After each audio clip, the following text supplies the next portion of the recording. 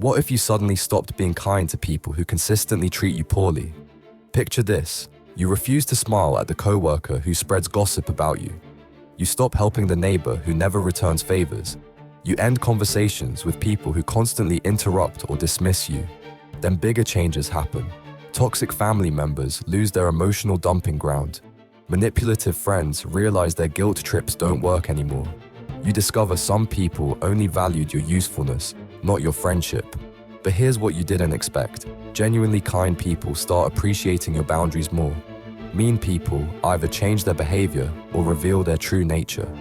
Your energy gets freed up for people who actually deserve it. The most surprising consequence, you realize kindness without boundaries isn't kindness at all. It's enabling bad behavior while diminishing your own worth.